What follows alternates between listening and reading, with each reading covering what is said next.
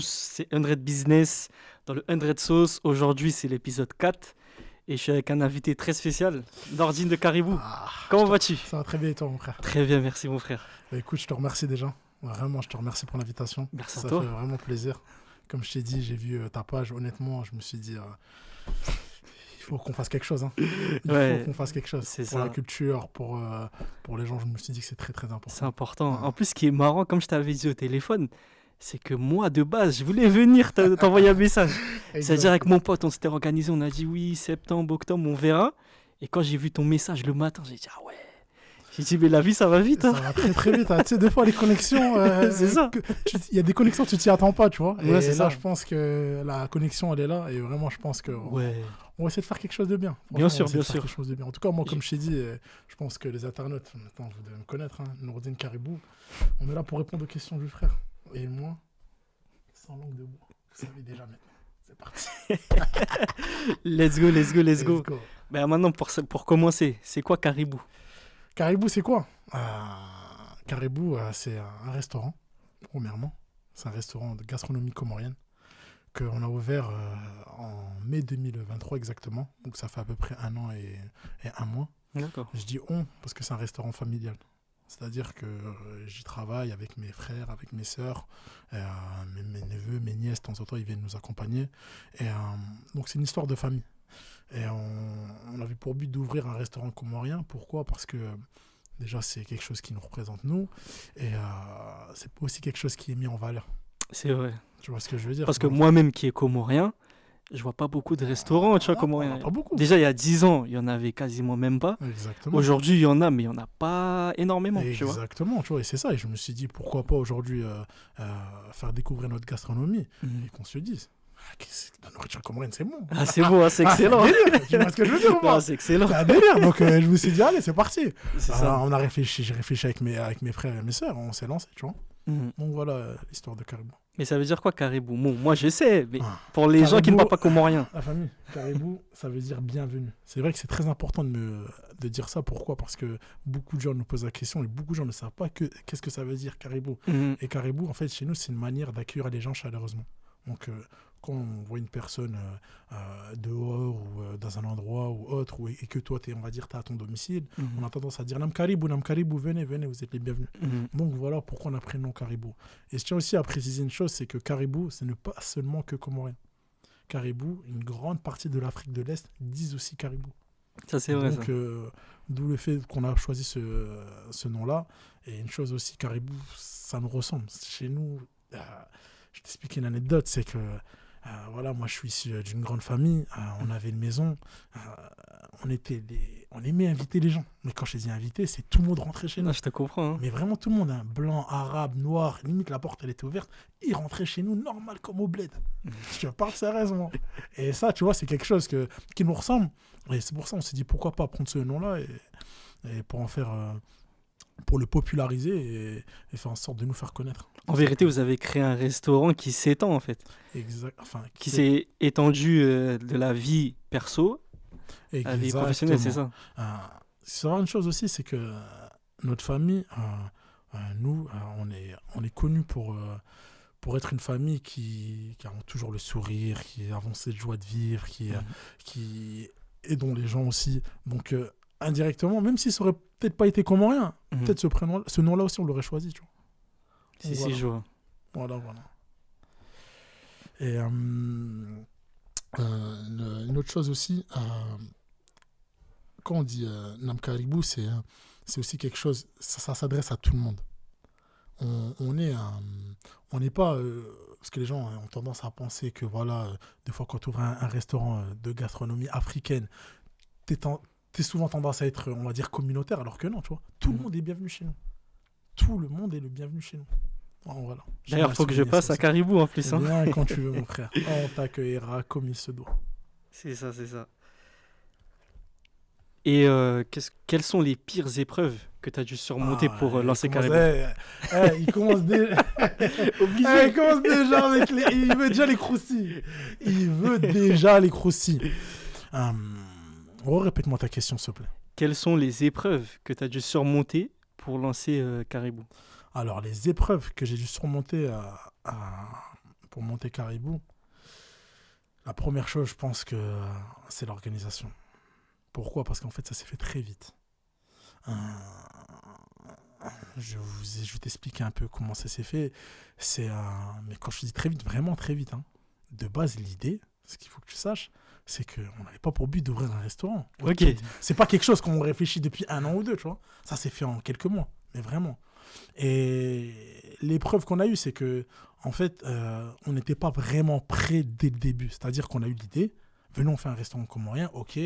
Moi, du coup, j'ai regardé mes sœurs et mes frères, voilà, il faut faire une carte, il faut faire ci, il faut se mettre sur les réseaux et tout. Ok, ça marche. On a fait ça en quelques mois, même pas. On a ouvert directement.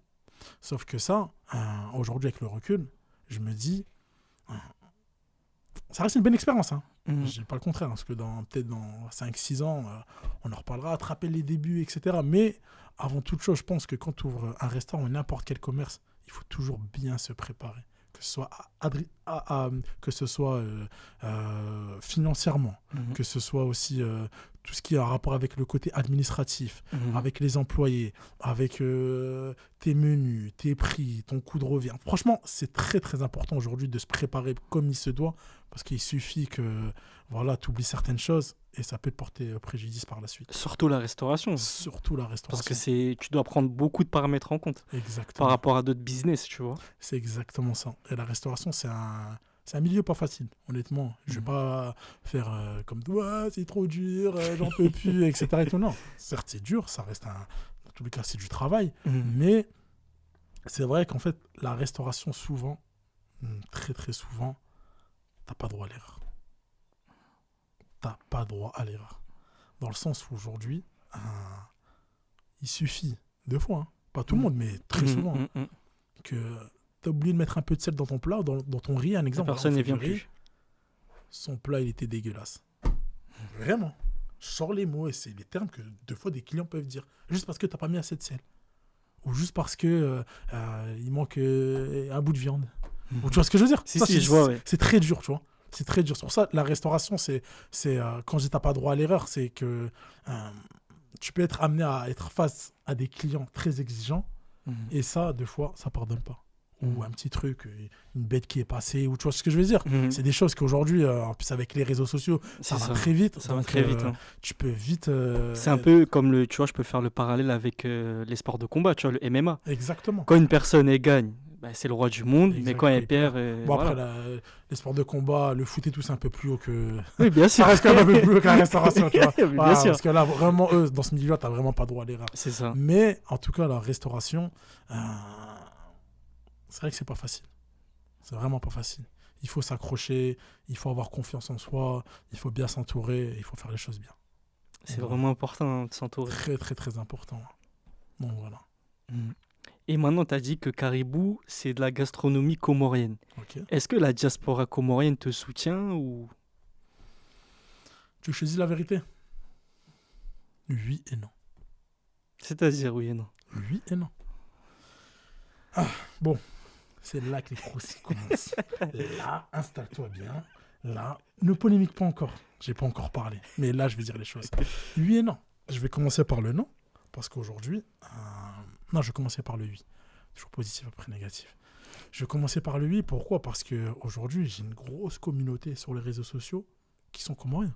Je dirais même peut-être 60 voire 70% des gens qui nous suivent sur les réseaux sont des comoriens. Et vu que je gère une partie des réseaux, je le vois au quotidien comme on voit de la force, qu'on me dit on est avec toi mon frère, continue comme ça fait plaisir. Je vais à Marseille, on reconnaît Caribou, Nam Caribou, des Comoriens, toujours, ça fait grave plaisir, tu vois. Donc non, on a cette force de la diaspora comorienne. Par contre, le physique, c'est-à-dire sur place, on l'a pas. C'est ça. On l'a pas, dans le sens où les Comoriens, en fait, et moi, je le dis ouvertement, tu vois, moi je te dis sans langue de bois, je te dis bien sûr, hein. C'est qu'ils ont une façon de penser dans leur tête, on a ça chez nous, donc on vient pas. C'est-à-dire, et en plus, les gens qui disent ça souvent, c'est des gens qui sont avec des mzungus, qui mangent des cordons bleus avec des frites surgelées, et ils se font un piment mayo, histoire de dire, voilà, il y a un peu de com', tu vois ce que je veux dire ou pas ? Ils mangent ça au quotidien, ils me disent, on a ça chez nous. Comment ça, t'as ça chez toi, frère ? t'es avec Mzungu. C'est ça. Mais même, ce que je veux dire, je suis pas en train d'insulter les gens, Si, attention. je vois. Mais tu vois, même ce côté, on a ça chez nous et indirectement, entre guillemets, pourquoi aller? C'est bizarre, je sais pas. Tu vas dans des restaurants turcs, deux fois, c'est rempli de turcs. Tu vas dans des restaurants asiates, c'est rempli d'asiates. Tu vas dans des restaurants français qui font de la gastronomie française, il y a beaucoup de français. Donc, tu vois, et même moi, aujourd'hui, je suis comorien, j'ai un restaurant comorien, mais quand je vais à Marseille, ça ne m'empêche pas de manger que comorien. Et je peux même citer. Un exemple, Chaoula, mon frérot, tu connais déjà. Hein. Big force à toi. Big force à toi, Chaoula. Et j'espère te voir bientôt ici. Mais ce que je veux dire, c'est que, tu vois, ce côté un peu, j'ai ça à la maison, pourquoi aller là-bas? Je trouve pas ça assez correct. Et autre chose aussi, c'est que la plupart des gens... Donc voilà. Et maintenant, pour parler encore de la diaspora comorienne, Ok. pourquoi, selon toi, il n'y a pas assez de restaurants comoriens en France? Alors, pourquoi il n'y a pas assez de Comoriens? Pourquoi il n'y a pas assez de restaurants comoriens en France? C'est simple. Je pense qu'il nous manque quelque chose chez nous, les Comoriens. C'est le fait d'entreprendre. On est sympa. On a ce côté humain avec les gens et tout. On a un bon relationnel. On vole pas, on ment pas. On n'est pas un peuple, entre guillemets. Franchement, les Comoriens, on est vraiment un peuple tranquille. C'est ça. Hein. Mais la seule chose qui nous manque, c'est l'entrepreneuriat. La prise de risque, en Et vérité. la prise de risque, exactement. Mhm. Et je pense que, par rapport à ça, si... après, je dis pas que moi, je suis le meilleur ou quoi que ce soit. Mhm. Mais si je pense qu'on aurait une communauté qui serait un peu, tu vois, un peu comme je veux dire un peu comme les Turcs ou comme un peu les Turcs, les Chinois, etc. Tu vois, c'est les peuples qui sont très solidaires entre eux et que quand ils veulent faire quelque chose, ils font ça tous ensemble et ils avancent. Je pense qu'on aurait vraiment cette force-là, on ferait des grandes choses. Bien sûr. Vraiment des grandes choses. Tu sais, je suis allé à Marseille, il y a quoi, il y a à peu près un mois, et on m'a invité à un tournoi de basket organisé par des Comoriens. Et toute l'organisation autour, c'est-à-dire les DJ, ceux qui s'occupaient de prendre le micro, entre guillemets, les speakers, ceux qui s'occupaient de la salle, etc. Tout ça, c'était des Comoriens, tu vois. Et ça m'a fait grave plaisir de voir ça. Tu vois, vraiment, je te dis honnêtement, je parlais avec une personne, ah, ça va, ouais, moi, j'ai ouvert une société de transport et tout pour amener les mamans à l'aéroport ou quand il y a des Majilis, des choses comme ça, etc. Et tout, tu vois, ça m'a fait plaisir, ça. Ouais, toi, tu fais quoi? Ouais, moi, j'ai ouvert une société pour tout ce qui est mariage, voilà, tu vois, les caméras, les 360 volts et tout, tu vois. Ouais, toi, tu fais... Et franchement, ça m'a fait plaisir, tu vois. Ça m'a fait plaisir. Après, c'est vrai que Marseille, il y a une grosse communauté de Ouais, c'est pour ça aussi. Mais... je pense que nous, les Comoriens, on peut faire des belles choses. Parce que moi qui habite à Paris, il n'y a pas cette solidarité-là, tu Non. vois. Tout le monde est dans son coin. Exactement. C'est ça qui est dommage en vérité. C'est vrai. Mais moi je pense que l'idée que j'ai dans ma tête, c'est de créer tu sais, des canaux sur les réseaux sociaux pour que les Comoriens se réunissent, tu vois. Après, il y a des trucs qui existent comme Comlink, je sais pas si tu connais. Comlink, ça me dit quelque chose. En gros, c'est... Vas-y, dis-moi. Ils mettent en relation tous les Comoriens, tu vois, et Comoriennes, que ce soit dans le business ou des personnes qui cherchent un travail, tu vois, un emploi, et réunissent Non, ça, les c'est Comoriens bien, pour discuter, tu vois. Non, mais ça, c'est... Franchement, il y a pas mal de... Non, mais on m'avait déjà contacté aussi pour être... Il y a une personne qui voulait faire un livre et tout pour parler un peu de tout ce qui est... tous les Comoriens qui ouvrent des business et tout. Et je pense qu'en fait, là, ce qui se passe aussi en ce moment, c'est qu'il y a plus en plus de personnes qui ont envie d'entreprendre et faire les choses bien, tu vois. C'est ça. Et maintenant, est-ce que tu peux nous parler du mixte à Caribou? Ah, les fameux mix. Mix Caribou, mix Soukari. Il y en a qui vont comprendre la ref. Alors, les mixtes. Ça aussi, c'est une vraie histoire, ça. Pourquoi? Parce qu'aujourd'hui, déjà, ce qu'il faut savoir, c'est que nos mixtes à Caribou, ce sont les plats qu'on vend quasiment le plus. Pour ceux qui ne savent pas c'est quoi les mixtes, en fait, les mixtes, on a vu qu'il y a beaucoup de personnes qui aimaient bien venir manger entrée plus plat. Donc, on s'est dit, pourquoi pas faire un plateau où on met un peu de tout. Donc des samboussas, des nems, du maïlé, des ndrovi, etc. et tout, tu vois. Et donc du coup, c'était en novembre, je crois, ça va faire à peu près un an. Et je revenais, je sais plus, je revenais de Paris et tout.